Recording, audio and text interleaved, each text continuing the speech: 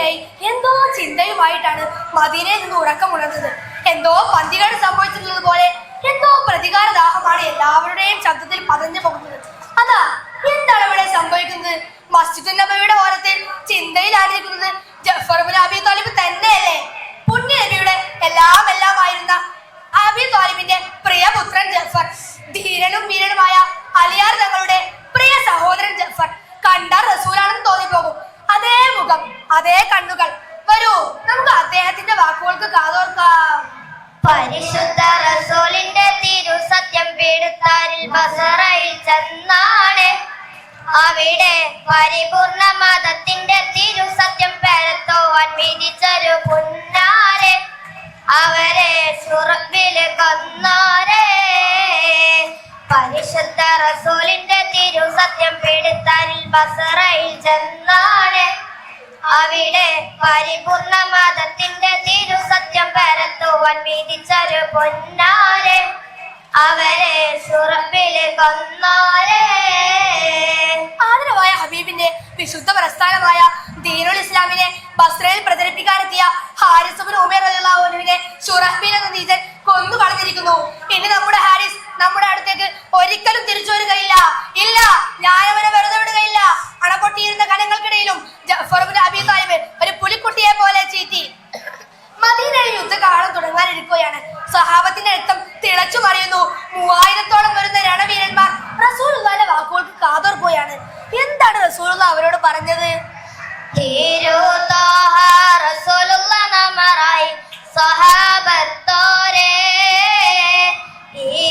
ലോകം ജയിക്കുവാനകിലവും രചിച്ചുള്ളോരേ.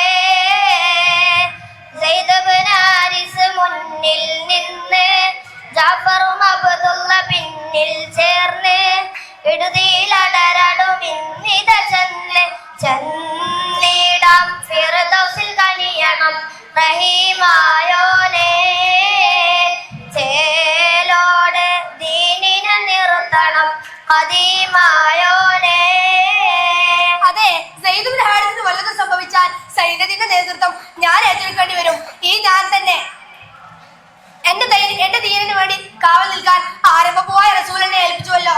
അൽഹംദുലില്ലാ. ജഅഫറിന്റെ കൽബകം ആനന്ദത്താൽ കുളിർന്നു. എത്രയും പെട്ടെന്ന് യാത്ര തിരിക്കണം. തന്റെ പ്രിയതമയോട് യാത്ര ചോദിക്കണം. തന്റെ അസ്മ, അതെ, അവൾ പാവമാണ്. ജീവിതത്തിന്റെ മധുരം നിറഞ്ഞ വസന്തരാവുകൾ ഏറെയൊന്നും അവൾ അനുഭവിച്ചിട്ടില്ല. എന്റെ പൊന്നുമോൻ റബ്ബേ ഒരു ദിവ്യ സ്വപ്നം പോലെ അസ്തമിച്ചോടുകയാണ്. അവർക്കിനി ആരാണ് തമ്പുരാനെ?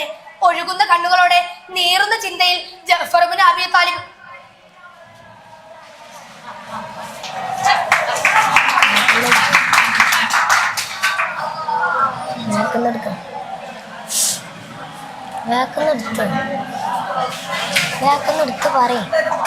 ഒഴുകുന്ന കണ്ണുകളോടെ നീറുന്ന ചിന്തയിൽ ജഅഫർ ഇബ്നു അബീ ത്വാലിബ് വീട്ടിലെത്തിയത് അറിഞ്ഞില്ല. അവരെ മാറോട് ചേർത്ത് പിടിച്ചു. അസ്മ, മോളെ അസ്മ, വരട്ടെ മോളെ വരട്ടെ. വരട്ടെ മോളെ വരട്ടെ. നാളെ റബ്ബിന്റെ സുഖലോക സ്വർഗത്ത് നമുക്ക് ഒരുമിച്ച് കൂടാം. ആ 4 നയനങ്ങളും നയാഗ്ര വെള്ളച്ചാട്ടം പോലെ നിറഞ്ഞൊഴുകി. കണ്ണുനീർ തുള്ളികൾ തുടച്ചുകൊണ്ട് ആ ധീരയോദ്ധാവ് പടക്കുതിരക്ക് മുകളിലേക്ക് ചാടി കയറാൻ നിൽക്കുമ്പോൾ പിന്നിൽ നിന്നൊരു വിളി. ഉപ്പാ. അതാ മനസ്സിൽ പാഞ്ഞു കയറി. തന്റെ പിഞ്ചോമനയെ വാരിപ്പിടന്ന് ഒരു നിമിഷം അങ്ങനെ നിൽക്കുമ്പോൾ തന്റെ പടവാൾ കയ്യിൽ കൊടുത്തുകൊണ്ട് ആ ധീര വനിത പാടുകയാണ്. പോണം പ്രിയനേ അടർത്താളത്തിൽ പടച്ചോൻ വിളിക്കുന്നുണ്ടതിൽ ക്ഷണത്തിൽ. പെരിയോണ്ട മറന്ന് ക്ഷമിച്ചിടാം ഞാൻ. പൂമോൻ നിരന്നിടും സുവർഗം കൂടാൻ. അതേ മുഹൂർത്തത്തിൽ പടർക്കളം 1 ലക്ഷത്തോളം ശത്രുക്കൾ പാരാവാരം പോലെ നിരന്നു കിടക്കുകയാണ്. ശത്രുവിന്റെ ആഗമനം മുസ്ലിം സൈന്യത്തെ തളർത്തിയില്ല. വിശുദ്ധ പതാകയും ഏന്തി സെയ്ദ് ഇബ്നു ഹാരിസ് മുന്നിൽ നിന്നും പട നയിക്കുകയാണ്. ഇതിനിടയിൽ നിർഭാഗ്യമെന്ന് പറയട്ടെ, അപ്രതീക്ഷിതമായി വെട്ടേറ്റുകൊണ്ട് മഹാനവറുകൾ രക്തത്തിൽ പിടഞ്ഞു കുളിക്കുകയാണ്. ഇതിനിടയിൽ ജഅഫർ ഇബ്നു അബീ ത്വാലിബ് ഇര കണ്ട സിംഹത്തെ പോലെ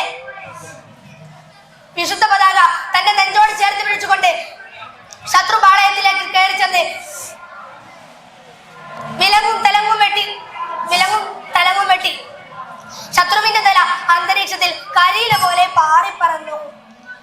വമ്പുറ്റ ജാഫർ റളിയല്ലാഹു വീരൻ ചടിയുയർന്ന് തകർക്കുന്നേ വള്ളൽ തിരു മഹമൂദിൻ തൃക്കോടി വിട്ട് ചവിട്ടുന്നു നാരടാ അമ്പവൻ തന്നോടെ ദീനിനുൾക്കൊണ്ട് അല്ലാഹ് പെരിയോനെന്നോദിയേ അമ്പമ്പോ അമ്പുകൾ ചീറി വന്നിട്ട് ബമ്പര നെഞ്ചി പിളർത്തിയേ.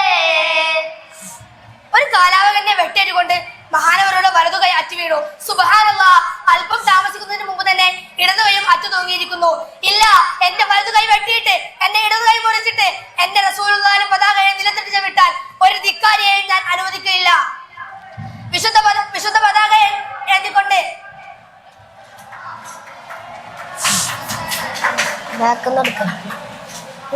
വിശുദ്ധ പതാക ഏന്തിക്കൊണ്ട് കയ്യിനിടയിൽ വെച്ച് തന്റെ പകുതി ഛേദപ്പെട്ട രക്തമുറ്റുന്ന കൈതണ്ണുകൾക്കിടയിലൂടെ ആ വിശുദ്ധ പതാക തന്റെ നെഞ്ചോട് ചേർത്ത് പിടിച്ചുകൊണ്ട് ആ ധീരയോദ്ധാവ് സധൈര്യം നിലകൊണ്ടു. കളിതുള്ളിയ ശത്രുക്കൾ അദ്ദേഹത്തെ കടിച്ചു കുടഞ്ഞു. ഇതിനിടയിൽ കൂടി ശത്രുപക്ഷത്തു നിന്നുള്ള ചാട്ടുളി അദ്ദേഹത്തിന്റെ മാരടം നടുക്കെ പിളർത്തി. ആ നയനങ്ങൾ മെല്ലെ അണഞ്ഞു. മാലാകമാർക്കൊപ്പം ആ പുണ്യ ആത്മാവ് സുവർഗലോകത്തേക്ക് പാറിപ്പറന്നു. 40-ലധികം മുറിവുകളുണ്ടായിട്ടും കൈ രണ്ടും അറ്റു തൂങ്ങിയിട്ടും തന്റെ സ്വപ്നങ്ങളെല്ലാം നാളേക്ക് വേണ്ടി മാറ്റിവെച്ച് ദീനിനു വേണ്ടി യുദ്ധം ചെയ്ത ആ ധീരയോദ്ധാവിനെ ആർക്കാണ് മറക്കാൻ സാധിക്കുക? മരണം ഭവിച്ചല്ലോ ലിരീഷ ബാപ്പാ പൂമോൻ രണ്ടും തുടച്ചു അപ്പോൾ ഉമ്മ മനം പൊട്ടി കരഞ്ഞുകൊണ്ട് ഉരുകി വിലപിച്ചു ഇനി ആരുണ്ട്. ഇത്രയും പറഞ്ഞുകൊണ്ട് ഞങ്ങൾ ഈ കൊച്ചു കഥാപ്രസംഗം ഇവിടെ അവസാനിക്കുകയാണ്. ആഖിറു ദഅവാനാ അൽഹംദുലില്ലാഹി റബ്ബിൽ ആലമീൻ. അസ്സലാമു അലൈക്കും വറഹ്മത്തുള്ളാഹി വബറകാതുഹു. അസ്സലാമു അലൈക്കും വറഹ്മത്തുള്ളാഹി വബറകാതുഹു. സഹോദരരെ, ഞങ്ങൾ നിങ്ങൾക്ക് മുമ്പിൽ ഒരു കൊച്ചു കഥ അവതരിപ്പിക്കുകയാണ്. ഇസ്ലാമിക സാമ്രാജ്യത്തിന്റെ ഊർജവും കരുത്തവും വിളിച്ചോതുന്ന തന്റെ ഈമാനിക ആവേശവും യുദ്ധപടവും കൊണ്ട് മുസ്ലിമുകൾക്ക് കിട്ടാക്കനിയായ കോൺസ്റ്റാന്റിനോപ്പിൾ കീഴടക്കിയ സുൽത്താൻ മുഹമ്മദിന്റെ കഥ ഞങ്ങൾ അവതരിപ്പിക്കുന്ന കഥയുടെ പേര് കരയിലൂടെ കപ്പലടിച്ച യോദ്ധാവ്. അതെ, അത് തന്നെ, കരയിലൂടെ കപ്പലടിച്ച യോദ്ധാവ്. ബിസ്മിയും അന്തും സ്വലാത്തും നൽസലാമും ചൊല്ലി അഹദിലായി നിറച്ച ചരിതം കിസ്സയായി തുടങ്ങി.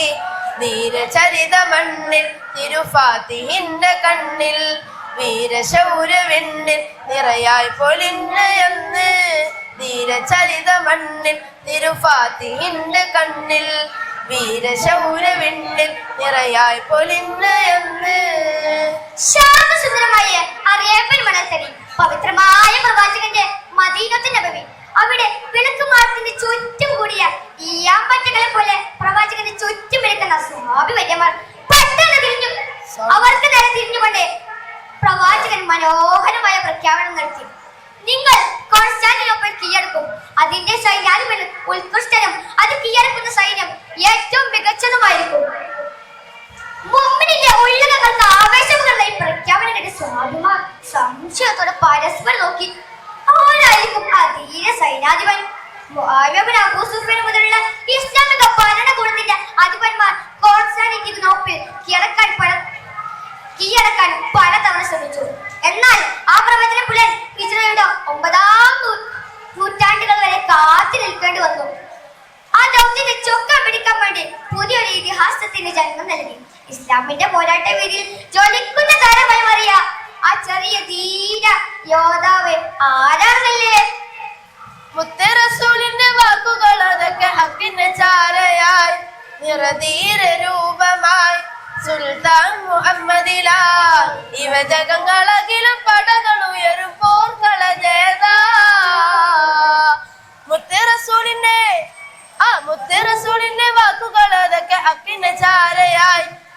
ധീര രൂപമായി സുൽത്താൻ മുഹമ്മദിലായി യുവജകങ്ങളകിലും പടകൾ ഉയരും പോർക്കളജേതാ. ഹിജ്റ 835 മനോഹരമായ ഒരു പ്രഭാതം ഉസ്മാനിയ ഖിലാഫത്തിന്റെ കടിഞ്ഞാണേറുന്ന സുൽത്താൻ മുറാദിന്റെ കൊട്ടാരത്തിൽ ആനന്ദത്തിന്റെ ദിനമാണ്. സുൽത്താനും രാജ്ഞിക്കും സുന്ദരനായ ഒരു ആൺകുഞ്ഞു പിറന്നിരിക്കുന്നു. ചിതറിക്കിടക്കുന്ന സമൂഹത്തെ ഇസ്ലാമിന്റെ കുടക്കയിൽ ഒന്നിപ്പിച്ച് അവർക്ക് നവോത്ഥാനത്തിന്റെ പാതകൾ വെട്ടിത്തെളിച്ച പ്രവാചകന്റെ പേര് തന്റെ സുൽത്താൻ തന്റെ മോനെ വിളിച്ചു മുഹമ്മദ്. ബാലനായ മുഹമ്മദ് മതവിജ്ഞാനങ്ങളിൽ യുദ്ധങ്ങളിൽ അഗാധമായ പ്രാവീണ്യം നേടി. ഒരു ഭരണാധികാരിക്ക് ഉണ്ടാവേണ്ട നൈപുണ്യവും പക്വതവും കുട്ടിക്കാലത്ത് തന്നെ സ്വന്തമാക്കി. മകനിൽ നിന്ന് പിൻഗാമിയെ കണ്ട സുൽത്താൻ അവനെ ചെറിയൊരു പ്രവിശ്യയുടെ ഭരണാധികാരിയാക്കി. ഇത് മുഹമ്മദിന്റെ ഭരണ പരിഷ്കാരങ്ങൾക്ക് കൂടുതൽ ഊർജവും കരുത്തും പകർന്നു. എന്നാൽ ആ കൗമാരക്കാരന്റെ ഉള്ളിൽ അടക്കി വെച്ച സാഹസികമായ ഒരു അഭിലാഷം ഉണ്ടായിരുന്നു. എന്താണത്? ബാലന മുഹമ്മദിന്റെ കൽവിലകം സ്വപ്നമാ ചൊന്ന നബി ഖിസ്സയിലെ നായകനായി വാഴ്ന്നിടാം. രാജനങ്ങൾ നേരിടാൻ വിറച്ചിലെ ക്രൂരവംശ ഭീകര കരങ്ങളേറെത്തിലെ. രാജനങ്ങൾ നേരിടാൻ വിറച്ചിലെ ക്രൂരവംശ ഭീകര കരങ്ങളേറെത്തിലെ. അതെ, ആഗ്രഹം മറ്റൊന്നുമല്ല. പ്രവാചകൻ പ്രവചിച്ചതുപോലെ വൻ ശക്തികളായ പൈസന്റെയും സാമ്രാജ്യത്തിന്റെ തലസ്ഥാനം കോൺസ്റ്റന്റൈനോപ്പിൾ കീഴടക്കണം. തന്റെ മുൻഗാമികൾ പരാജയപ്പെട്ട് പിന്മാറിയെടുത്ത് തനിക്ക് വിജയിക്കണം. അദ്ദേഹത്തിന്റെ ഗുരുവര്യനായിരുന്ന ഷേഖ് ശംസുദ്ദീൻ തന്റെ ശിഷ്യരിൽ ഈമാനിന്റെയും ജിഹാദിന്റെയും ആവേശം നിറച്ചു. പ്രവാചകൻ പ്രവചിച്ച ആ ഉത്കൃഷ്ടനായ സൈന്യാധിപൻ താങ്കളാകണമെന്ന് അദ്ദേഹം ഇടയ്ക്കിടെ ഓർമ്മിച്ചുകൊണ്ടേയിരുന്നു. അങ്ങനെ ഇരിക്കെ മുഹമ്മദിന്റെ പിതാവയും മരണപ്പെടുകയും അദ്ദേഹം ഒട്ടോമൻ സാമ്രാജ്യത്തിന്റെ ഭരണ ചെങ്കോലയേറ്റുകയും ചെയ്തു. വെറും 20 വയസ്സ് മാത്രം പ്രായമുള്ള ചുറുചുറുക്കും ഈ മാനികാവേശവും തുളുമ്പുന്ന സുൽത്താൻ മുഹമ്മദിന്റെ മുന്നിൽ പക്ഷേ കോൺസ്റ്റാന്റിനോപ്പിൾ കീഴടക്കണമെന്ന ലക്ഷ്യം മാത്രമേ ഉണ്ടായിരുന്നുള്ളൂ. മുസ്ലിം രാജാക്കന്മാർക്ക് കിട്ടാക്കനിയായ കോൺസ്റ്റാന്റിനോപ്പിൾ കീഴടക്കാൻ അരയും തലയും ഉറക്കി കച്ചകെട്ടിയിറങ്ങിയ സുൽത്താന്റെ മുന്നിൽ വലിയ വലിയ പ്രതിബന്ധങ്ങൾ ഉണ്ടായിരുന്നു. സർവായുധ വിഭൂഷിതരായ 2 ലക്ഷം സൈന്യവും 100 പടക്കപ്പലുകളും 100 വീര്യങ്ങളും സജ്ജമാക്കി സുൽത്താൻ കോൺസ്റ്റാന്റിനോപ്പിളിലേക്ക് യാത്ര തിരിച്ചു. നഗരത്തെ സംരക്ഷിച്ചു നിർത്തുന്ന കൂറ്റൻ കോട്ട സുൽത്താനും പഴസിനും 40 ദിവസം ഉപരോധിച്ചുവെങ്കിലും ഫലമുണ്ടായില്ല. വെള്ളത്താൽ ചുറ്റപ്പെട്ട കോട്ടയിലേക്ക് കപ്പലുകൾ പ്രവേശിക്കാതിരിക്കാൻ ചങ്ങലകൾ കൊണ്ട് ബന്ധിപ്പിച്ചിരുന്നതിനാൽ സുൽത്താന്റെ സൈന്യത്തിന് അവിടേക്ക് എത്താൻ സാധിച്ചില്ല. എന്നാൽ ഈ മാനികാവകാശത്തിന്റെ അലയൊലികൾ തീർത്ത സുൽത്താന്റെ സൈന്യം ഇന്ന് വരെ ചരിത്രം നശിക്കാതെ അസാഹസിക നൃത്തത്തിന് തയ്യാറായി. എന്താണത്? കോട്ടകൊത്താളങ്ങൾ കാക്കും കിങ്കരന്മാരും കര കപ്പലുകൾ ഏറ്റി നിൽക്കും മുമ്പരന്മാരും അടിയിടി പടലം പടവെട്ടും കടിപിടി കിടിലം പകവെട്ടും പൊടി പൊടി അകലം താടി വീശി കാലൽ കൂട്ടം. മുമ്പിൽ മാനം പിടയും നെഞ്ചിൽ കാനം പിടിയും ദീനിൻ ഇസ്സത്തുയരും തേരോട്ടം. മുമ്പിൽ മാനം പിടയും നെഞ്ചിൽ കാനം പിടിയും ദീനിൻ ഇസ്സത്തുയരും തേരോട്ടം. അതെ, കോട്ടക്കകത്തേക്ക് കടക്കാൻ സുൽത്താന്റെ മുന്നിൽ ഒരേ ഒരു മാർഗം മാത്രമേ ഉണ്ടായിരുന്നുള്ളൂ. 3 മൈലുകളോളം കരയിലൂടെ കപ്പൽ തള്ളി നീക്കി കോട്ട കടുത്തെത്തിക്കുക. ഒരു ഭരണാധികാരിയും ചിന്തിക്കാത്തവർ ചെയ്യാത്ത അസാധ്യമായ കാര്യം. സുബ്ഹാനല്ലാഹ്, വെറും മെഴുകും നെയ്യും മാത്രം ഉപയോഗിച്ച് ഒരൊറ്റ രാത്രി കൊണ്ട് ആ പച്ച മനുഷ്യർ 100 കപ്പലുകൾ തള്ളി നീക്കി. കോട്ടകത്ത് കടന്ന സുൽത്താനിന്റെയും സൈന്യത്തിന്റെയും അക്രമങ്ങൾക്ക് മുന്നിൽ ശത്രുക്കൾക്ക് മറുപടി ഇല്ലാതായി. ആ തിളക്കുന്ന സമുദ്രതീരത്ത് ആർപ്പ് വിളിക്കുന്ന തക്ബീർ ധ്വനികൾ മുഴങ്ങി. മുസ്ലിം സൈന്യത്തിന്റെ വീരങ്ങളുടെ ഗർജനം അന്തരീക്ഷത്തിൽ പ്രകമ്പനം കൊണ്ടു. അങ്ങനെ 8 നൂറ്റാണ്ടുകൾക്ക് മുമ്പ് പ്രവാചകൻ നടത്തിയ പ്രഖ്യാപനത്തെ സാക്ഷ്യം വൽക്കരിച്ചുകൊണ്ട് ഹാദിയ സോഫിയുടെ പള്ളി മിനാരങ്ങളിൽ ഇസ്ലാമിന്റെ വിജയകാഹളം മുഴങ്ങി. നേരിലേറിടും ജയമേരി ഓരിലായിടും ഫതേരി ത്വാഹ തങ്ങളെ മൊഴിയേറ്റും സിദ്ദിഖിലായിടാൻ ഉറച്ച മനമൂറ്റം. ആ ചരിത്രം